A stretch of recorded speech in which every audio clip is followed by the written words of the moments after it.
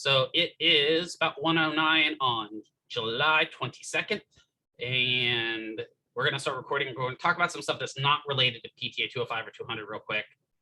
And we're going to talk about some political stuff going on with the APTA and stuff. Okay, so one of the questions I asked before I started recording is, what is insurance? And so John brought up how much insurance is willing to pay. Because I said, what is an insurance cap? That's a good answer for it. You're exactly right, John. It's more, the cap is how much you're going to be able to get in a whole year. So typically they had set an insurance cap on physical therapy. So they would say that, you can have $2,500 worth of physical therapy for the year under Medicare. I don't remember. I want to say it was $2,750 was the total cost for the year, but they also had a set number of visits as well. Now, if you went into the hospital and you had physical therapy in the hospital, that did not count towards your cap because that was under Medicare A. So the cap was primarily Medicare B. You guys understand the difference between Medicare A and Medicare B? If you don't, please somebody say something. I don't know the difference. Okay, thank you. I appreciate that because that's actually a really good kind of segue into what we're talking about. So there's a couple different types. There's 4 main primary types of Medicare, and we're going to learn about this in billing, but it's good to kind of have an idea when you're going out in your clinics to understand this a little bit, right? And I think one of you asked me actually about this, so that kind of ties in. I don't have to cover it later about it. So you have Medicare is labeled on the letter scale. So it's A, B, C, and D. Does that make sense? That's a pretty easy way to remember it. Medicare A is inpatient hospital care. So that's, if Diana was on Medicare and she went into the hospital and she had a surgery, she had a really bad sickness, whatever it is, Medicare A would cover her in there. Medicare B is outpatient services. So what would classify under outpatient services? Well, we would, right? But what else might classify under outpatient services? Primary care.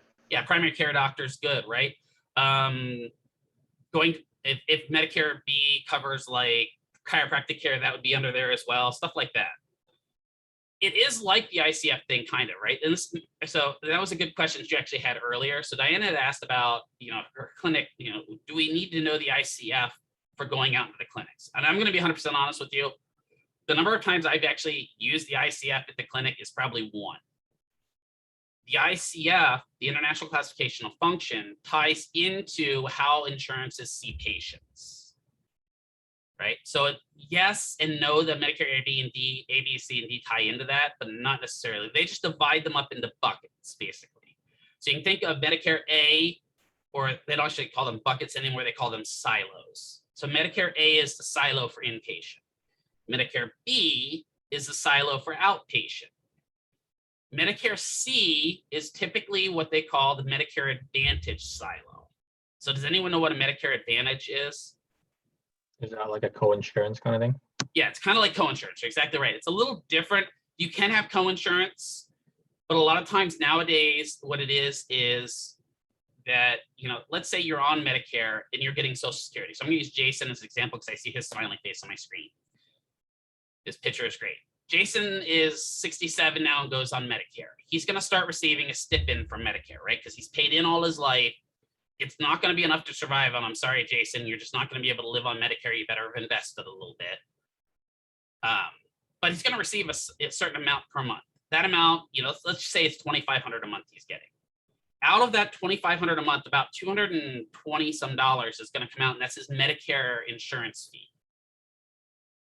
That's to pay for Medicare A, B, and maybe D, depending upon if he has it. Mainly to pay for Medicare A and B for him.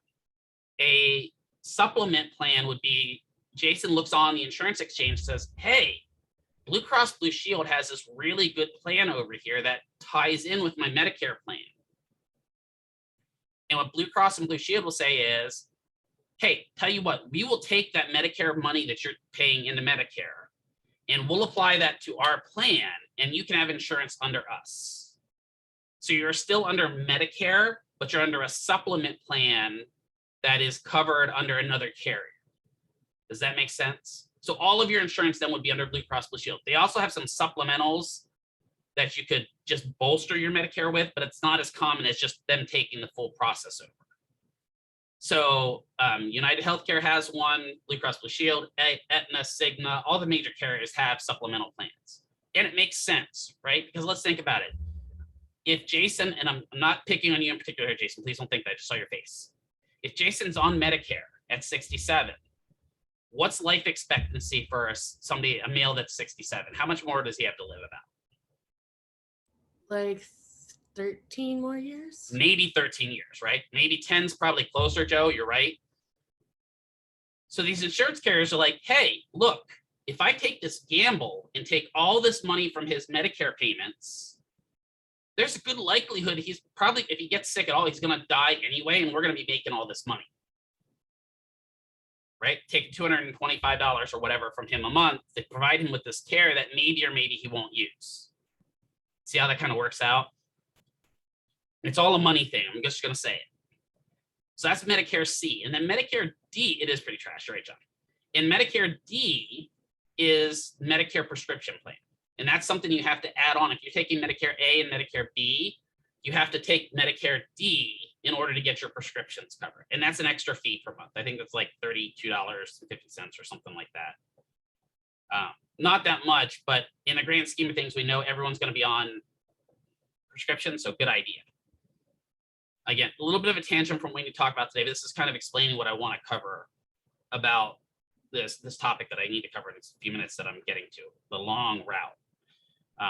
So does everyone understand Medicare A, B, C, and D? Does that at least make sense to everyone? Anyone have any questions, at least about the structure, the silos? So John gets it. What was the Oh, somebody broke up. Is that Amanda? what was the name of Medicare C? Supplemental plans.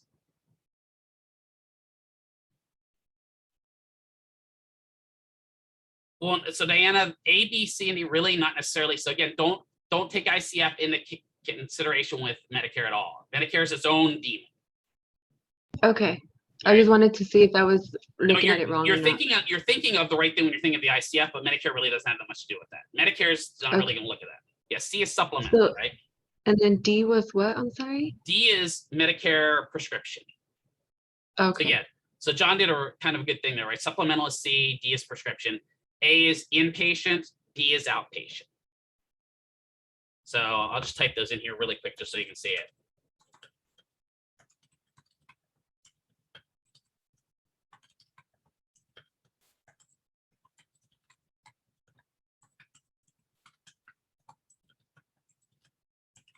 And I don't even want to get into the fact that technically there's a Medicare D plan that could be from Cigna if you wanted it. Yeah, D is for drugs. Okay, that's a good way. John brought up a good way there. John goes, C is for co-insurance and D is for drugs. It's a great way to remember it. Yeah, through an outside source, Mandy, you're exactly right. Right. So if I take Medicare C, typically I don't even worry about Medicare A and B anymore. I just go by that company's insurance rules. Does that make sense? So like if I took Medicare C through Aetna, I would just be dealing with Aetna. I really wouldn't even be dealing with Medicare anymore at all. And that's why they're called Medicare supplement plans. Now, why would you take a C plan? Does anyone know why you might want to take a C plan? It doesn't cover enough. Yeah. Like, or you need more visits. Yeah, Medicare only covers about 80% of all of your coverages, right? So 80%, now if John, I mean, it's Jason again, because Jason is my partner to pick on today. If Jason's like, I don't go to the doctor that much, I'm really healthy, 80% for him may be actually okay, right? If the only thing he has to pay, doctor's visit's $100 and he has to pay $20 every time he goes to the doctor, he may be okay with that. Right? He may be, yeah, I'll take just the 80% for Medicare.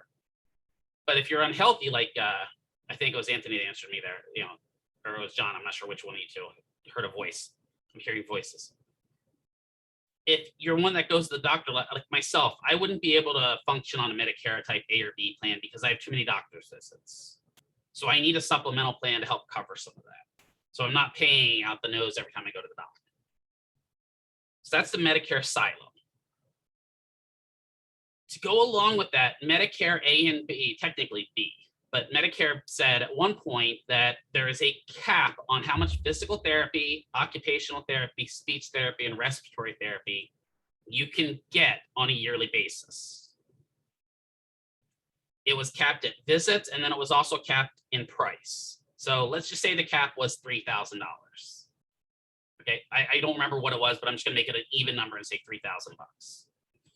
What that meant is, now let's say Brooke's on Medicare, and Brooke, I don't know, tears her ACL. She's walking with her granddaughter, and she's up tearing her ACL. So she goes into the hospital. While she's in the hospital, all her physical therapy is covered because that doesn't apply against the cap. But she gets out of the hospital and she needs home health and she needs some outpatient visits to get her back to functioning normally. There's a cap on how much she could have seen a physical therapist or physical therapist assistant on that outpatient setting. So they would say that, you know, she could only spend 3,000 bucks. Now let's think about that. For those of you that are techs in clinics, does 3,000 bucks go very far in a whole year scale? Yeah, no, right? You're talking, most visits are about 100, 125 bucks. So you're talking 30 visits if you're lucky, right? And remember, that's what Medicare pays, not what you might pay on coinsurance. So Medicare's saying, we're only going to pay out $3 grand. Once you hit that cap, you could receive extra therapy, but we as clinicians would have to basically beg, borrow, and plead Medicare to get extra visits. And it was a pain in the butt. Like, literally, the ways to get extra visits weren't worth the struggle to get it. So what most clinics did, at that point was they would say, you know, let's say that I was seeing John, I would say to him, hey, you know, I can get you some extra visits from your insurance, but you're paying, let's say he's paying 35 bucks per visit. I would say, rather than doing that, how about I just up your copay to 40 bucks with us? And we'll just charge you a flat $40 fee and you can come in and see us when you need to finish this out. Right? Yeah, then it becomes out of pocket. You're exactly right, John. And so clinics just got tired of dealing with the Medicare cap and just basically lowered their rates and said, we'll just take this because it's easier than fighting Medicare. Well, the APTA finally listened to all the clinicians out there and said, no, we have to repeal this Medicare cap. And this was about 2 years ago. We lobbied, we paid, you know, to get a bill changed is a huge feat. No, not most clinics. We should do it a little bit more, John. I'll talk about that when we get into paying for insurance. We're not very good at doing cash pay at all. We suck at it as clinicians. Just to let you know, we are not good at marketing. But the APTA said, let's go talk to Congress. Let's get this Medicare cap appealed. So we partnered with the OT Association and the Speech Language Pathologists Association. And respiratory came along, but they were kind of in the, whatever. We don't have a lot of outpatients, so we don't really care a lot. But SLP OT cared a lot and said, let's talk to them. And we lobbied the Congress and said, let's repeal this Medicare cap. And so during the session that was the second to last session under Trump, the Congress said, okay, you know what? You're right. This is stupid. Physical therapy is useful. It shouldn't have a cap. And we got the legislators to agree with us. And the APTA and the OTA threw our hands up and went, yay, because we won. And then all of the lobbyists and all the people that were working with Congress went home. And then at 1 o'clock in the morning, a certain group of senators decided to change what we had agreed upon. One of those being Rand Paul, but I won't get into my whole argument against him, but one of those being Rand Paul. He was kind of the leader in this and said, wait a minute, PT has these people called physical therapist assistants, and OT has these people called occupational therapist assistants. Why are we reimbursing at the same rate that we reimburse PTs for? And so they said, here's what we'll do. We'll solve this really easily. From now on, if you're a PT or PTRA or an OTA, we'll only reimburse you at 75% of what a PT gets reimbursed at. And we didn't know about this till the next day. They did this kind of at 1 o'clock, literally 1 o'clock in the morning. They slipped this secret thing in and they passed it without telling us. I don't know about you guys, but that feels a little bit Because we're not legislators, John. We're just lobbyists. The legislators can do whatever they want. Wait, so all the legislators kind of did that like behind the back, Yes. not just a certain after- amount of legislators. Yeah, well, the vote went down pretty party lines about that, the reduction in fees, but we still had a couple of our one side vote. I'm not gonna say what side voted for it. I don't want to get into politics of that. Mhm. But you can get my point that they ended up with more votes for it than against it, Sure. Yeah. right? So they had two votes. They'd vote about this reduction in fees and then they had to vote on repealing the Medicare cap. Almost everyone voted to repeal the Medicare cap. There were 3 senators that voted against that, and I won't say what those are either, but I would love to meet them in the dark out. No, I don't. Please don't record that. I'm joking. Whoever's my NSA contact, I'm joking about that. The guy that watches all my videos for the NSA. I'm joking. Anyway.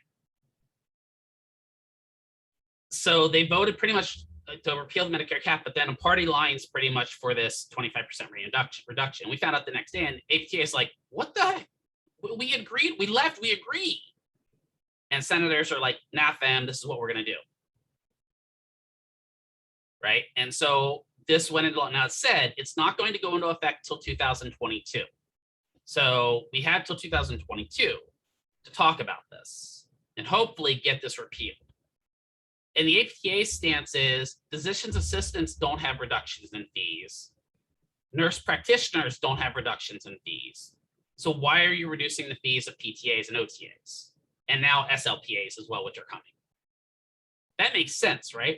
We are supposed to be the extenders of the PT. And if you expect PTs to do 90 evaluations for one patient, well, we're going to have to do more work as PTAs. So let's take a little bit of a political stance on this partially. What do you think triggered them to say, well, if the care is not provided by a PT, we should reduce its overall amount? What do you think they know about what's happening in clinics? Yeah, we're kidding right on the nose. Because the insurance carriers had lobbyists there too, and they're like, hey, we know that PTs and PTAs aren't providing all the service. We know for sure. And so that's where this came from. And what they didn't realize is I'm hoping this was my thought. I'm hoping this was the thought process. They thought they were reducing the fees if a tech saw a patient, not a PTA. And what really should be is tech shouldn't see patients anyway. Totally different topic, right? So the APTA is now fighting and discussing this idea of this Medicare reduction in fees. Could that affect PTA salaries is the big thing I usually hear. Yes and no. I'm more worried about it encouraging PTs to hire more techs than I am about affecting our salaries. Because I don't know how much you guys know about the way that most of this is done, but if a tech sees a patient, who typically does the note on that patient? Us? Well, not PT, the PT usually does it, right? So it looks like the PT saw that patient, even though the PT, there's nowhere, if you look through those notes, nowhere does it say, you know, I don't know, Raquel Lara, PT tech, saw patient for PT. Nowhere does it say that. It just says the PT's document on what was done today. And so the PT is to get full reimbursement then. So this really doesn't help in the long run anyway for that problem, right? And they shouldn't be, John, at all. And, you know, this is part of where PTAs need to take a stand. Now, why do you think the APTA doesn't fight for PTAs as much as they could? What do you think the reason for that is? Does anyone have an idea? I mean, I think it's just more about like money as well. Like we're paid lower than PTs. That's part of it. The other thing is, so hold on here a second. Let me bring this email up real quick because I'm curious. I was saying not enough members to help advocate, PTA Yep, members. that is exactly it right there. So hold on a second. Let me bring up, because the APTA just sent out an email about this. So right now, currently in Nevada, does anyone have an idea how many licensed PTs there are? Take a guess. That's a pretty good guess. Licensed PTs, physical therapists. Joe's actually pretty close. There are 2,200. I'm sorry, no. Yeah, 2,238. So 2,238. That's how many PTs are licensed. How about PTAs? How many PTAs are licensed, do you think? Because this surprised me. I didn't realize there's this many. No, there's not more than PTs. Yeah, that's right. Joe's about right. It's about 800, 850 or so. So that's the split. There's 2 to 1 PTs to techs, right? Joe's hitting pretty close there, right? Okay, that's fine, right? About the 826, I like it. So that's fine. Now let's look at APTA membership, because I was responsible for this when I was the PTA caucus rep. For the PTs in Nevada right now, of those 2,200 PTs, about 900 of them are APTA members. So just about a 50% ratio, right? So let's just say 40% of them are APTA members. Not a bad ratio. Does anyone know how many PTAs in Nevada are a part of the APTA?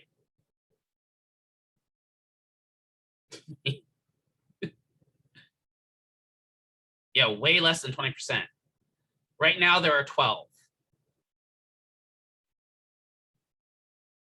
I thought there was only 4 for a while. We're up to 12 now. And the reason we're up to 12 is because of some of our students. So now, let's take that for a second. Now, PTAs start complaining about techs. We're complaining, APTA, why are you not doing anything? Why are you not doing anything? The APTA is going to go, there are 12 of you that are members. Marketing for membership is not very strong at all, John, right?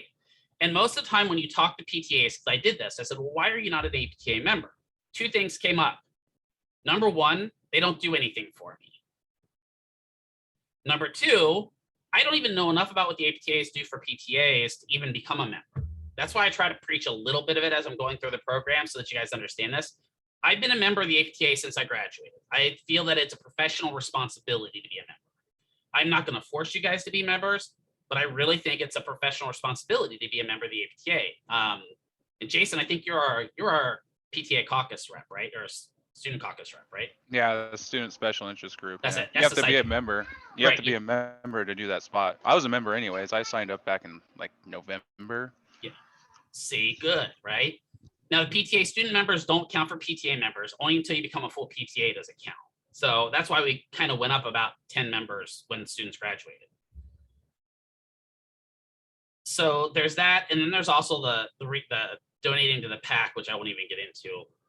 That's beside the political action committee. But there's not enough PTA members right now. There just isn't, right? And I really tried when I was PTA caucus rep, but man, I burnt out trying to get people to sign up. It was just rough teaching and doing that. I think if we had more members, we'd have a little bit more representation. But the good news is at the global scale, if you look at all PTAs as members of the APTA, there's a lot more of us. And specifically, California has like a 40% penetration rate. That sounded really bad. What I mean by that is 40% of all the PTAs in California are members of the APTA. They're one of the highest states.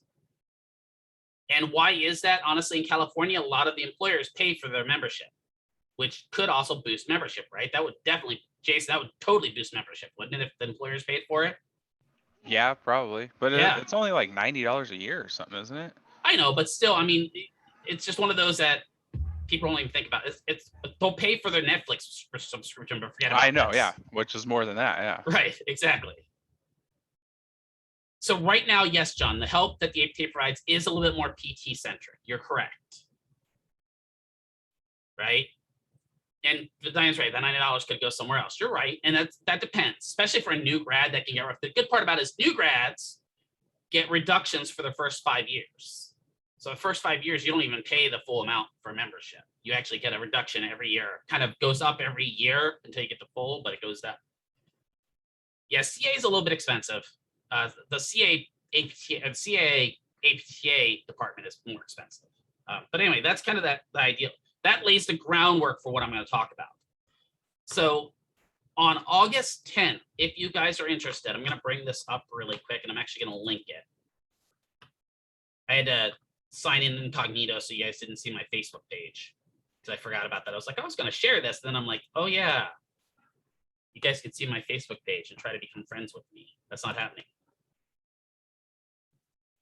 All right, so on August 10th, I'm going to link this in the chat here in case you want to kind of like this page and think about it. On August 10th at 5 p.m., it's usually 5 p.m. Pacific. Oh, it's Eastern this time. 5 p.m. Pacific, 8 p.m. Eastern. The PTA caucus is going to hold this live call talking about this 25% reimbursement. I'm going to attend it. I highly recommend if you guys have a chance to attend it. I'm not going to make it mandatory. This is the only link I have right now. I can get the Twitter link later, Diana. I just don't have that Twitter link handy. It's not going to be live on Facebook. Social media? What'd you say? Is it all in social media? No. It's going to be, it's usually a Zoom call. Oh, okay. This is just the page to know when it happens. That's all I was linking you to. They actually usually broadcast it on Twitch, YouTube, all the kind of broadcasting platforms too. They kind of cross broadcast it. And I'm actually trying to help with that. I'm trying to get them to get more penetration into the social media market because I think we could do better. Right. But so they're gonna, this isn't a Facebook Live. It's also going to be on Zoom. And I think it's going to be on Twitch or YouTube. I don't remember which. I know that I will be hosting it on Zoom on my own Zoom account so that I can broadcast it for anyone that doesn't want to go onto Facebook. I'll probably also broadcast it on YouTube. Actually, I could do that. I can broadcast it on my YouTube as well. Think about that. Mental note, Mr. Actually. Hold on, just so I don't forget about it, because again, I have the memory of a squirrel. PTA YouTube broadcast. Thank you for suggesting that, Diana. See, you triggered a brain with me. That it's not only on Facebook. But this is an event that they're going to discuss about this. And the idea is to talk about, this and figure out, is this something we want to fight or is this not something we want to fight? So John, just I'm going to use you as an example because you brought it up, right? If there's more PT representation right now, more PT centric, and the PTs are like, it doesn't affect us. I don't care if it goes through. That's a problem, right? Because that's what the APTA is going to hear. The APTA is going to hear, well, the PTs say it's not a problem, so why should we fight it? What we need to attend this is who? We need PTAs. Yeah, we need PTAs and students to attend this, right? Because we need people to come in and say, no, this isn't right. They need to see that it's not, and it doesn't have to be all APTA members. What it has to be is enough PTs and PTAs to come out and say, or PTs, PTAs, students to come out and say, no, this isn't right, right? We need to do more and we need to do better. So that's kind of my thought. And the main problem I have with this, and I'm going to actually stop sharing because you guys can see the picture and that's good enough. The main problem I have with this is, especially, and I think they mentioned it in that little blurb on it, is rural and underserved communities. So let's say you're working in Tonopah, because everyone wants to move to Tonopah where the Clown Hotel is, right? If you guys don't know, there is a Clown Hotel in Tonopah. It is creepy AF. Yeah, it's crazy. I stayed across from it and it gave me nightmares. Yeah, Sydney, you can actually stay in it too, and they have clowns in your room. It's a landmark for the tribe for sure, yeah, right? But let's say you're working in Tonopah, which is a very rural area. It's primarily serving a lot of Native American population, right? They can't attract PTAs there if they can't pay them, right? They can't. I had a recruiter once call me about a job in a suburb of Las Vegas. And then he's like, it's in Tonopah. That's not a suburb of Las Vegas. Now, the good news is they needed a coverage for 5 days and the price was really good. But now let's cut the reimbursement. They may not be able to afford that. So this is kind of the thought process, is it really hurts underserved. In the city here in Las Vegas, is it really going to affect things? No. What it will do is drive your productivity up. So Diana, now instead of seeing 12 patients in a day, you're going to have to see 18, which is going to make your job a lot harder, right? So those are the things that kind of I'm worried about. I'm worried about either A, more techs being hired, or B, them working us like dogs in order to make up for that 25% reimbursement. Because you figure it out, let's figure if we talk 25% reimbursement, that's $25 that gets cut off our reimbursement per hour. In order to make that up, we have to see 4 additional patients, right? In order to kind of make that up. That's the way the thought process is. I'm already talking to some clinic owners like, well, then PTA is going to see 4 more patients in the day. Not very fair. I'm kind of curious, sorry. No, it's fine. I'm kind of curious, like, does this affect PTs at all? Because you mentioned like it doesn't affect them, but like since it's not affecting them negatively, why isn't there more support from PTs for this? I don't think PTs realize how it's going to affect them. That's the problem. I don't think PTs realize that if there are less PTAs, what's going to happen to their workload? It's going to go up. Yeah, it's going to get up. And I don't know if there are certain clinics in town, I won't mention their names, that techs primarily see the patients. And I don't know for those, I've worked in one of those clinics, and that PTA at the end of the day is sitting there writing like 90 notes. You know, I'm not even joking about that. I saw one day where the PT that I was working with was writing 110 notes. The good news is that doesn't show up for me, Anthony, so you can say it all you want. It just won't show up in stream. Sorry, people that aren't watching the stream, you don't get to see it.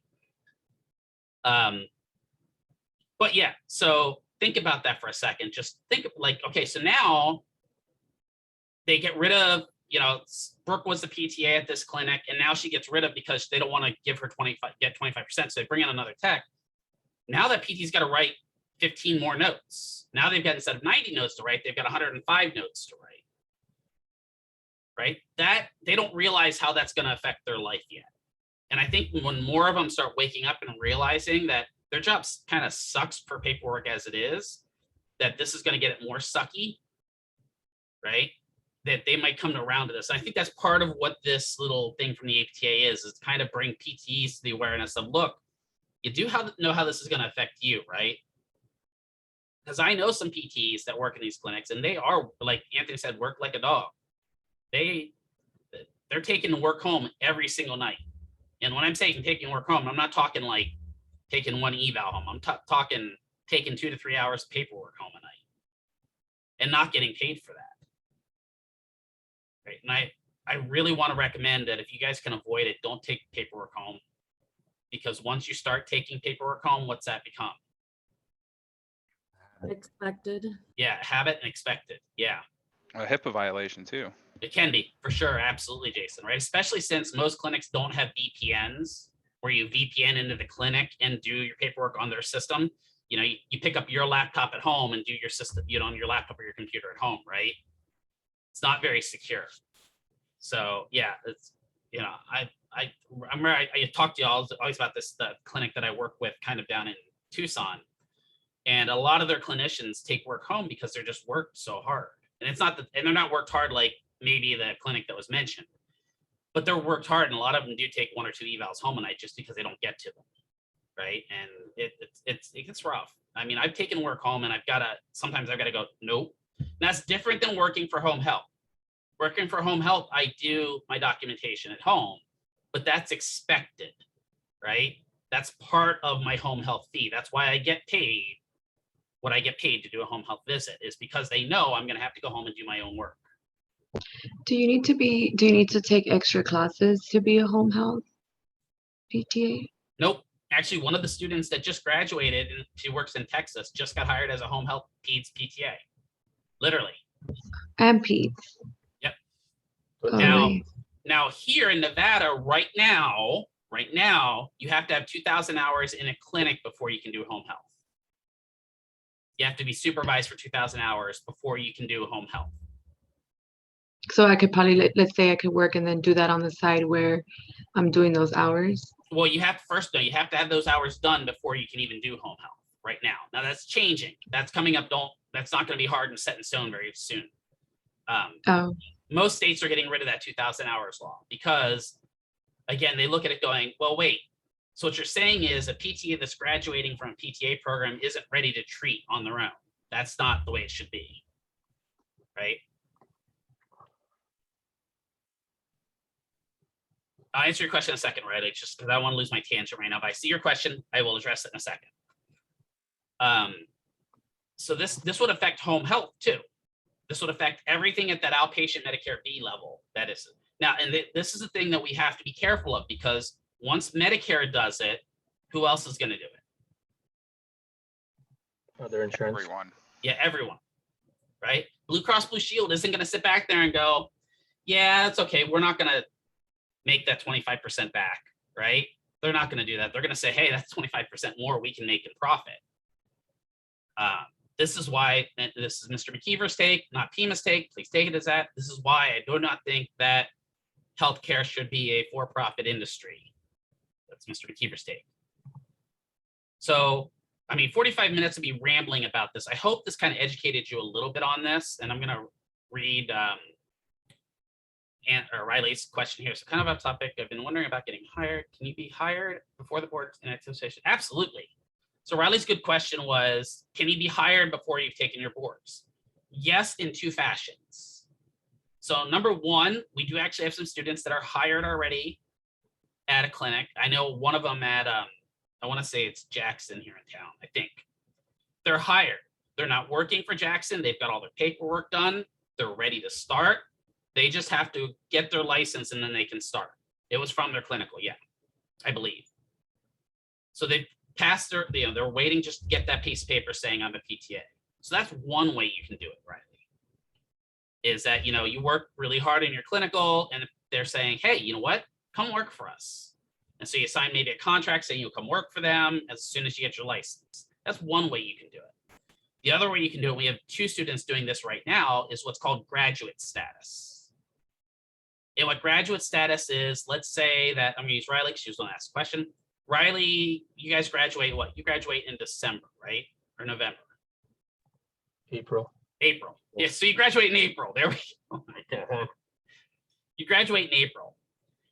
And the other group graduates in November. That's where I got the thought process, because some of them were asking similar questions. You graduate in April, and your next test date is July, right? But you graduate, you worked at a clinic, the clinic really likes you, they want to hire you. They can hire you under graduate status. What that basically means is you can work as a PTA before taking your boards, get paid as a PTA. It's just the PT that's in that clinic says, if I'm your PTA, Riley, I'm saying I will vouch for you and I will directly supervise you the entire time until you get your license.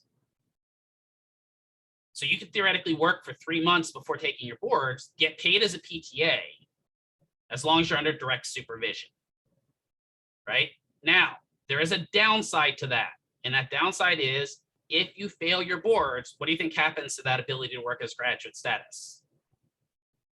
Gone. Yeah, right? So you better pass your boards. That's what I'm saying.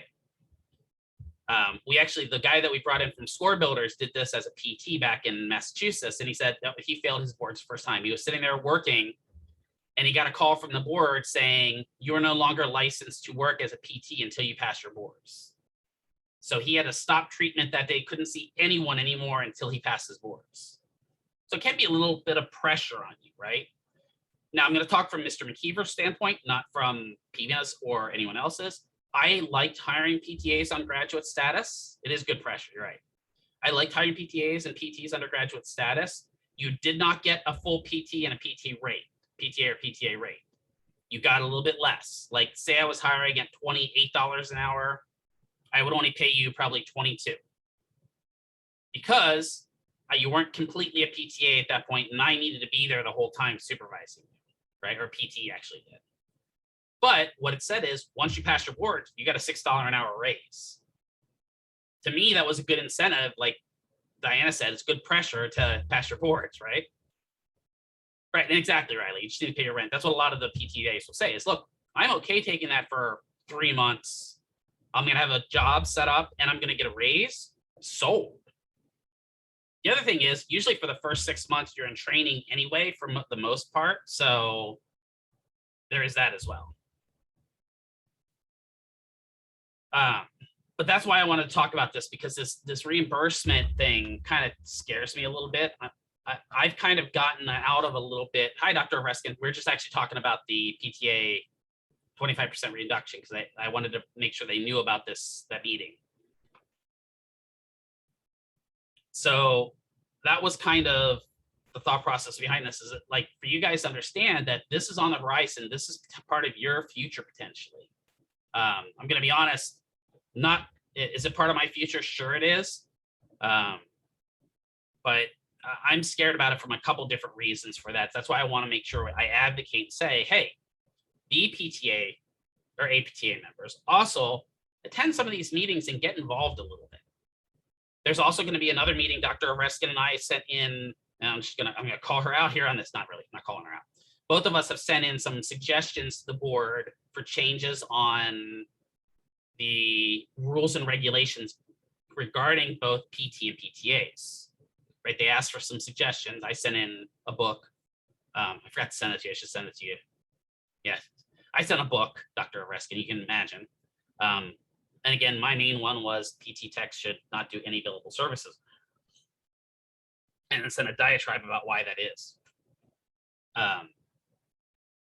But there's a lot of that happens. There's a lot of, yeah, John, go ahead, I'm sorry. Oh, sorry. It was just kind of like a concern. So like if for any reason like this doesn't pass, right? Or, it's still 25% reduced. Does that kind of incentivize like more patient or clinics to do, to do more techs or to hire more techs? I mean, just because I don't feel like don't get me wrong, I was a tech as well too. Right. But I don't hold that against you. Don't worry. I had a lot of responsibilities in terms of like one-on-one with patients, which I didn't know was, like that. But, now that I'm going through this, it's scary, right? Exactly. Yeah. So could it? Absolutely, it could. I'm hoping it doesn't. So here's, and this is kind of, and the PTA's caucus, it didn't know it's right, exactly, right? The PTA's caucus, part of the PTA caucus is the group in the APTA that represents all the PTAs, right?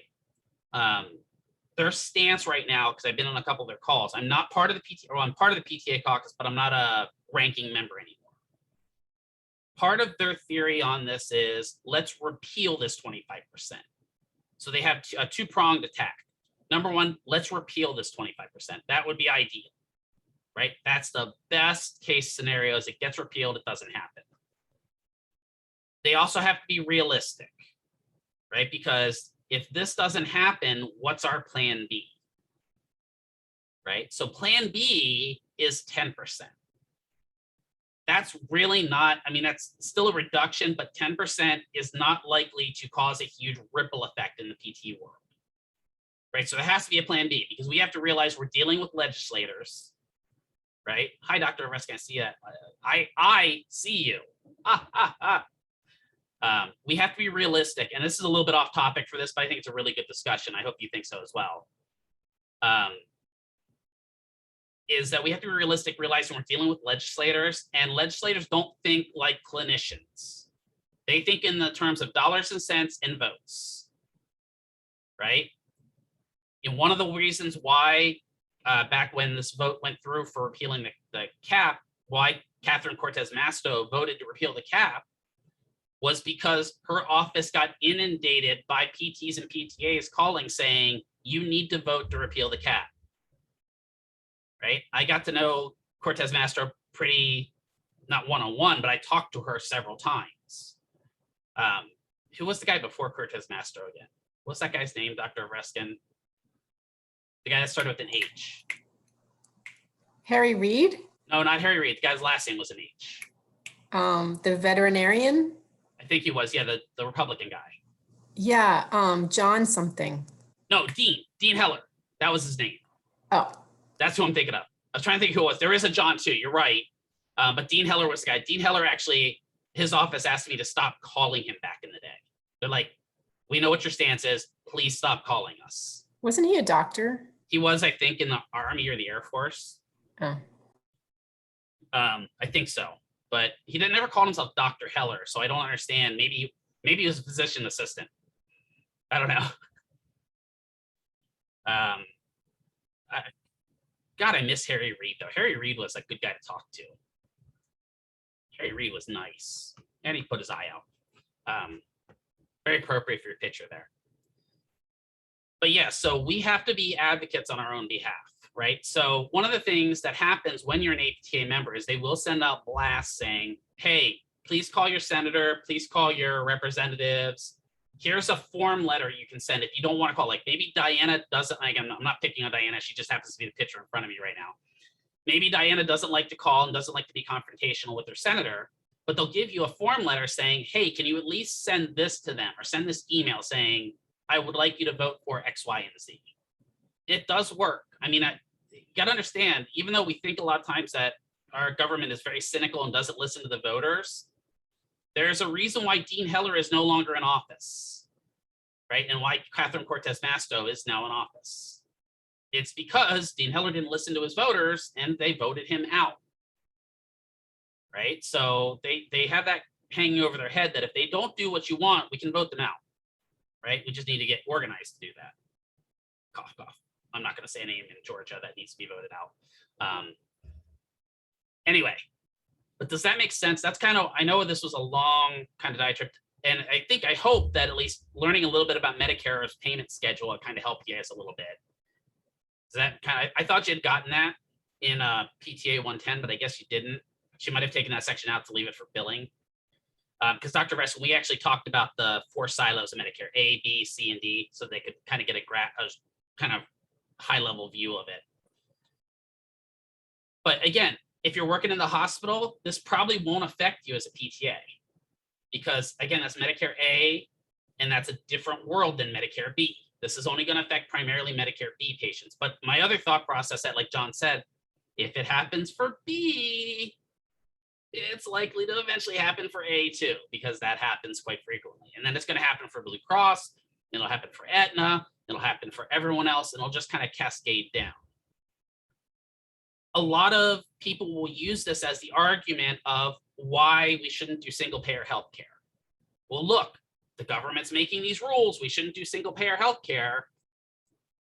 You know what? I would gladly take having to lobby for some of these laws if I knew that everyone in our state had healthcare. I'm just saying, if I knew that, you know, the homeless person that's on the street that needs physical therapy can come in and get physical therapy, I'd be okay with that. Because I think we all should have healthcare as a right, not as a, what's the other term for it?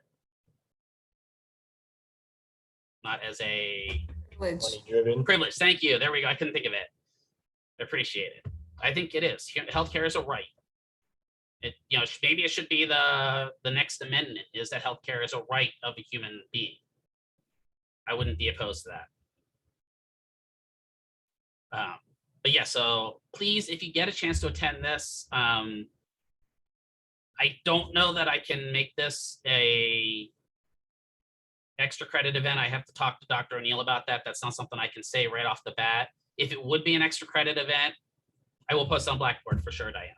If I would make an extra credit event, because it's so close to the end of the semester, it probably wouldn't count until next semester anyway. Okay, so yes, great. You could, because you can't use extra credit on your clinical affiliations. That is not the way it works. At that point, you're getting ready to go out in clinical affiliation. Yeah, Dr. Reson's like, no, right? The extra credit you get on your clinical affiliation is all the knowledge you learn. That's the extra credit. But yeah, I'll post it for you. Let me thank you, Diana, before I post.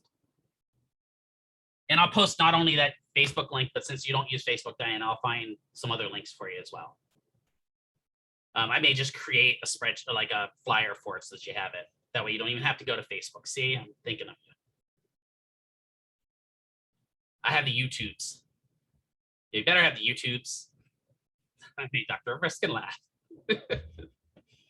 All right, so that's my diatribe. Does anyone have any questions about any of that? It's okay if you have questions about anything related to that. Please ask them. I'm in a diatribe mood anyway, so why not? So when are we gonna find out like if this happens or not? Well, by the end of the year, we have to. So the Congress's last day in session is November. Hold on a second. What is Congress's last day in session? Do they post this information on that website? They do The- typically. Yep. Their last day in session runs until looks like November. So the Congress's last day in session is late November. So that means we have to get this done by late November, or it goes into law on January in 2022.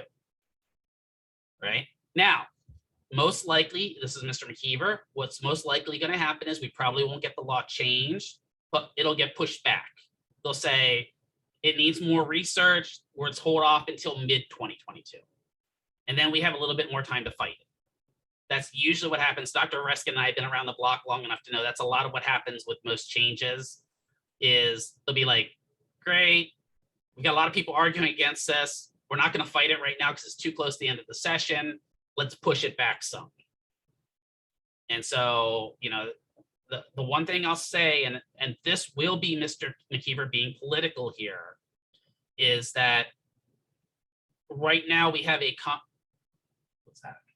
we have a Congress that is kind of deferential to healthcare providers. And I would say deferential, meaning they're more open to the ideas of healthcare providers. If in 2022 we get a different elected Congress, that can definitely affect what could happen, right? So voting has a direct effect. I'm just going to say, take that for what you will and figure it, extrapolate from that what you will. But if we have a different Congress, that could change. Probably get in trouble for making those political statements. But again, this is Mr. McKeever's perspective, not PIMA's. I do not represent PIMA for this. This is Mr. McKeever saying this, not PIMA. I'm going to say that again. Same thing like I talked to my NSA spy that listens to me. All right, any other questions? All right. That was fun talk, right? That was fun talk. I figure that Brooke will have one at the end, but that's okay. I'm just joking, Brooke. So I have divided you guys up. Let me bring up the group divisions here real quick. So these are our groups for the discussion. These are the groups for the discussion today. So I'm going to put you guys, I will assign you to your room so you don't have to worry about doing too much. And these are, can everyone see the Word document? Diana, give me a nod if you can see it. Okay, thank you. So these are the groups I'm going to put you in. So group one, which I'm just going to, I put people at the top. They're not the leaders. They're just whoever was first in line. So John's group will be working with patient 2 out of those scenarios. Mara's group will work with patient 3. Sydney's group will work with patient 4. And then Brooke's group will work with the new patient 1 that I just posted today. There's a replacement patient 1 because we talked too much about patient 1 the last time. I already posted the groups as well in that same patient group section, but those are the groups. I'm going to go through and assign you to rooms right now. It may take me a little bit. I'm the leader. Ha ha ha. All right, so let me create breakout rooms. Great, so we're gonna need 4 breakout rooms. Dr. Reskin, while I'm creating the breakout rooms, did you have anything to say to the students that you popped in for, or did you just come in to hang out? Both. Okay. I don't have much to say. Hi. No, I got some great questions from students, so keep sending me your questions. And there were questions last time that I actually didn't get emails about, so be sure to send me your questions, especially if I wasn't able to answer it in front of the whole class. I agree totally. Dr. Reskin is awesome at answering questions because I ask her all the time. Joe, I apologize. You prefer being called Joe, don't you? Not Joseph, right? I don't know why I keep using Joseph. All right, so I've got group 1 assigned.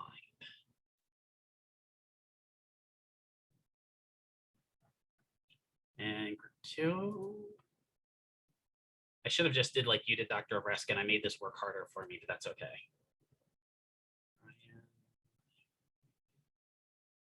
You mean have them post numbers? Yeah, but you know, this is a test on my part because that way I don't see Jennifer, I think got kicked. So Jennifer will be back and then group 3, 6.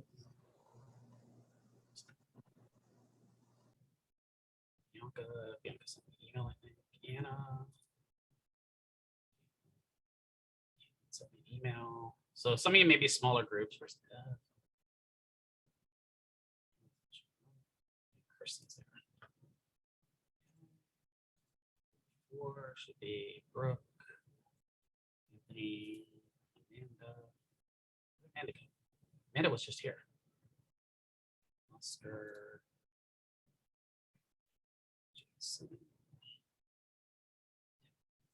Hey, look at that. It actually worked. All right. So the way this is going to work, just so you guys, just as a refresher, the way this is going to work is I'm going to divide you guys up into your groups. I have to remove this room before I start them. I'm going to divide you guys up into your groups. Take a quick, probably let's take a 10-minute break from Mr. McKeever's diatribe. So we'll start coming back to our groups at 15 after. Don't leave the chat, please, because that kind of mess up the group rooms. If you take a break, just put yourself on mute, walk away, go get a drink, get to go to the bathroom and come back. So at 2:15, you'll get together in your groups. For about 45 minutes, I would like you guys as a group to discuss your patients. So sit down, talk about what the exercises are listed on there for them, what you might be worried about with this patient, what you're going to pay attention to. So, oh, I've got this patient that's total hip replacement. What are my precautions, right? What do I need to remember about that? What did the PT see? You know, what are maybe some of the patient goals? How could you use some of those patient goals towards what you want to do with the patient, right? Because I have some patient goals on there as well. Talk about what their status is. What, you know, could I leave this patient alone at the edge of the bed, or would I have to have them in a wheelchair if I leave them alone, right? Who's the only people we can leave it alone at the edge of the bed? Patients that are what? Independent? Independent, yeah, right. Anything other than independent, even modified independent, you should not leave alone ever, right? Even independents, I tend to not leave alone. And I think Dr. Reskin would agree with me on that, just my paranoid self. I don't like to leave anyone just sitting at the edge of the bed. Doesn't matter what we do, gate belts on everyone, right? Discuss kind of the ins and outs of your patient. Then what we're going to do is we'll come back at 3 o'clock and I'm going to start with group 1. So John's group. John's group is going to do a little, I'm going to spotlight. I don't know if I can spotlight the group. I don't know how I'll have to figure that out between now and then. Or just let them talk, and they're going to talk about their patient and kind of talk what they thought through. And we'll talk as a group what we see. That's kind of the process of this.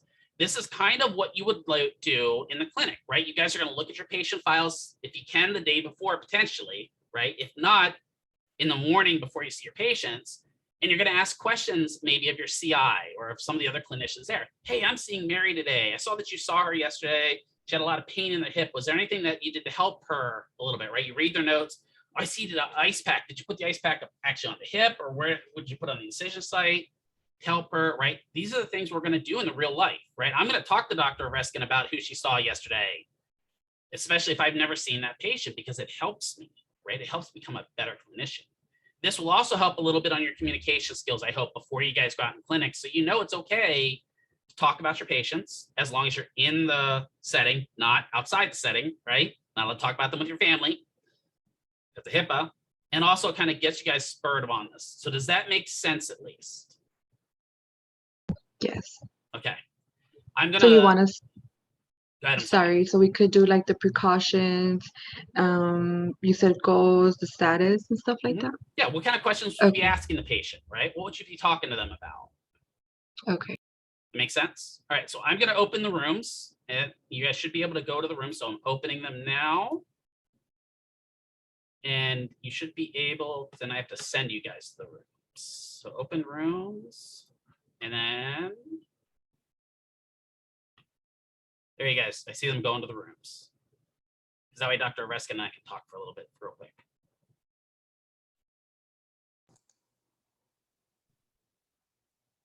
Somebody, I think they've, even if they come back, they can go back into the room. Daniela, did I assign you to a room? Yeah, I did. Okay. Yeah, you did. Okay, I'm just making sure. My computer's just being weird right now. Sorry. Okay, do your best. Thank you. So I thought this would be a good learning experience, Dr. Reskin. Oh, I can move you to the room. There we go. There we go. She goes. To give them a little bit of ability, I want to stop spotlighting. Move spotlight so I can see you a little bit. There you And go. stop recording. Yep, I'm going to stop recording. Yep.